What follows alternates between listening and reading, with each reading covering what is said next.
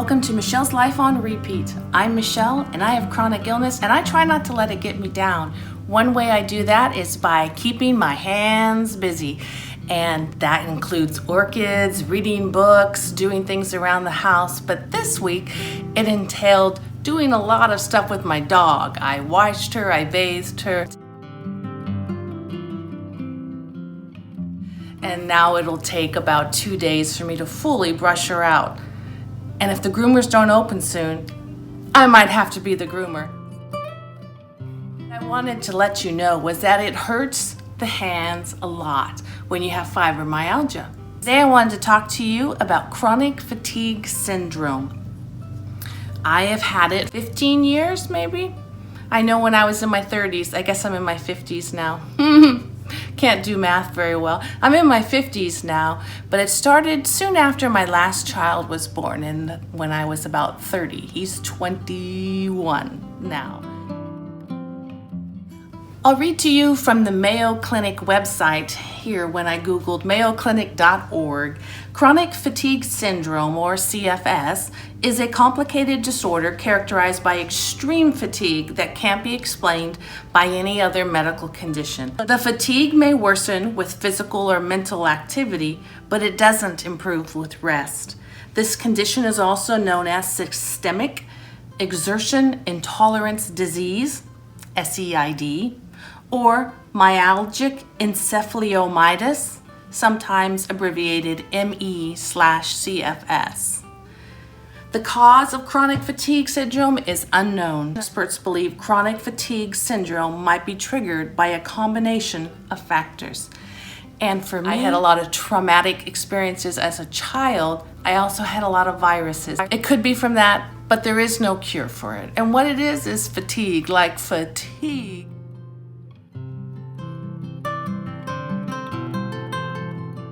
Not tired because you just laid up and you worked on a project the night before, but fatigue. An example, 2 days ago, woke up having slept 10 hours, got up, had a cup of coffee, read a little bit on Facebook and YouTube, watched some videos, started to get really tired again, crawled back up in bed, and slept for 3.5 more hours. Solid, completely solid. Husband walking in and out of the room, showering, didn't hear a thing. Woke up to only have about 6 hours awake in my day, to fall back asleep again that evening. Just wiped out, tired.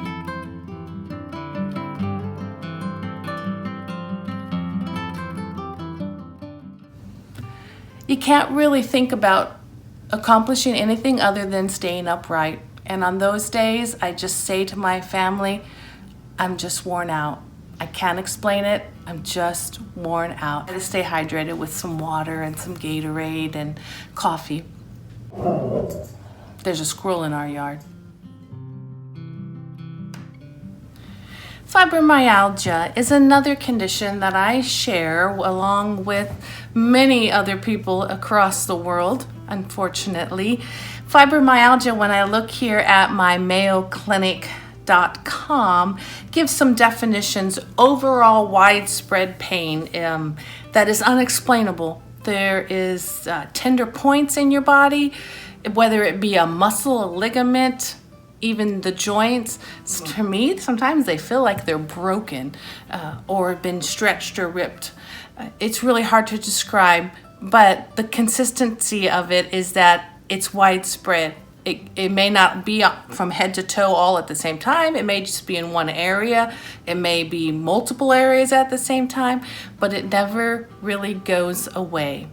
Here is what the definition in the Mayo Clinic shows here. Fibromyalgia, it can't be easily confirmed or ruled out. A simple laboratory test cannot tell you if you have fibromyalgia. Your doctor can't just detect it by looking at you or taking a blood draw. There's no test for fibromyalgia. Your doctor must rely solely on your group of symptoms and your history to make a diagnosis. In the American College of Rheumatology Guidelines for Diagnosing Fibromyalgia, one of the criteria is widespread pain throughout your body for at least 3 months of your life. Widespread is defined as pain on both sides of the body as well as above and below your waist. For me, it affects my feet, it affects my wrists, it affects my shoulders and my neck, especially neck and the shoulder area. More than anything, I don't really think I've ever experienced it in my hips, but then again, with short-term memory, can't remember. But lately, today especially, I got out my TENS unit. It's one of those vibrating little sensors, and you put the little pads. I was peeling them off and I had them on my thumb, knuckle area and wrist area this morning, and was running that for a while. The little vibrations, you can pick which medley of vibrations you want. The one I have is purchased through an insurance program. Mine is rechargeable with the plug-in that you put on the wall, and you can hook, after it's charged in, you can hook that on your clothes and wear it throughout the day. I do 20 minutes at a time, off and on. I've used it on my back, shoulders, and the wrist area. I've never used it down on my feet. I think I had a hard time being diagnosed in the early years of my chronic fatigue and my fibromyalgia because I had 3 children in 3 years, and it was officially the 3rd and a half year when I finally went into the doctors. And you're sleep deprived from having babies and children, and there was a lot of sleepless nights. So it's really hard to know what is fatigue, what isn't. But long term, kids are grown, left the house, and I still have chronic fatigue. I have an auntie, and she's the dearest friend to me, and she has suffered with it since she was in her probably 20s. Correct me if I'm wrong. But what they do when they're trying to figure out what it is that is weighing you down is they run a bunch of tests and they exclude a bunch of things, and then they say, this is what you have. So I've been tested for a lot of things. Chronic fatigue and fibromyalgia, they kind of blend together for me. So let me tell you a little bit about my fibromyalgia. Fibromyalgia for me will often feel like someone has taken a car and run over my feet and smashed all the bones. And every step that you take, it hurts, it crunch. That's what it feels like for me. There's some pictures I've seen out on the internet, and it's a picture of a person posing kind of with their back to you, and it looks like someone has beat them, and they have bruises all over their spine and cuts, and that is what it feels like you were beaten up with a pipe or something. You just wake up in the morning and you're like, holy crap, what happened? Did somebody roll over me with the truck? Stress will trigger it for me. I think foods will trigger it, but there is no cure for it. You don't get better, you just have better days. You don't get all the way better. You just have some better days than other days. Hopefully you understand that. Hopefully it helps you understand other people when they say they have fibromyalgia.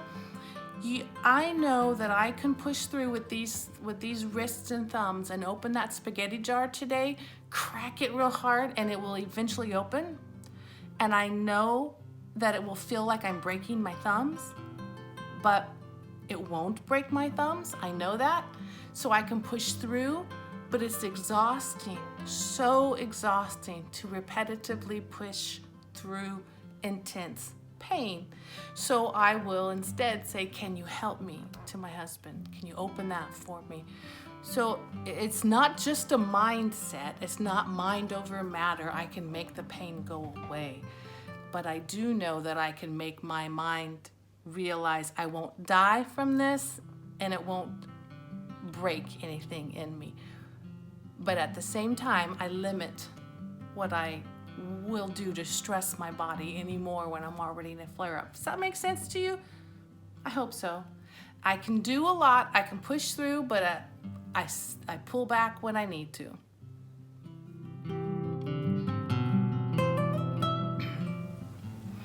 Fibromyalgia will also affect my brain. How clear I can feel, how clear I think for the day. The fibro fog for me feels like like all my words are right here instead of in the brain, and I'm having to reach for them to get them, to make them come out my mouth. That's a little bit of the fibro fog. For me, hearing with the fibro fog, it feels like my ear might be over here, and there's a disconnect between my brain and hearing, and I often find myself turning, thinking it will make me hear better. It doesn't, but there's like a detachedness to my fibro fog. How about you? How does that affect you? Do any of you feel detached by a couple of inches from parts of your body? That's kind of how it feels for me. If you know that you get fibro fog before a big flare-up, then do what you can to rest, to take something to take the pain level down a notch. Break out your heating pad or your ice pack or your oils, whatever it is you use, and take care of yourself. Another part of fibromyalgia and the chronic fatigue syndrome is I just get the tingles. It feels like when you pop open a soda pop and the bubbles go psh, up to your nose if you're real close to it. It feels like those bubbles psh, just under the skin in your arms or your body or your legs or your feet or wherever it is that you're having your flare up. It just tingles, and that's a neurological response. The nerves telling you something's not right, and all of it tied together makes for uncomfortableness. Fibromyalgia will often make me feel like I don't want to wear this fiber. This fiber will bother me today, but other days it won't bother me at all. I have certain jeans that I can wear, but other days all I feel is like there's prickly fibers sticking in my legs the whole time. So I gotta take them off. Your brain processes pain, even if it's not an extravagant amount of pain. It's just an irritation. I remember going in for a pre-surgery consultation before I had my complete hysterectomy. My gynecologist made sure to let me know, seriously, she said, Michelle, I want you to consider this, that you have fibromyalgia. You experience pain at a higher level than someone else who doesn't have fibromyalgia. And when all this stuff in your girl parts is removed that is causing you real physical pain, you still may have physical pain in that area because you have fibromyalgia. She made sure that I really grasped that she wasn't going to be a miracle worker and remove all of the fibromyalgia. She was going to remove one source of my pain that was dealing with one issue of my body.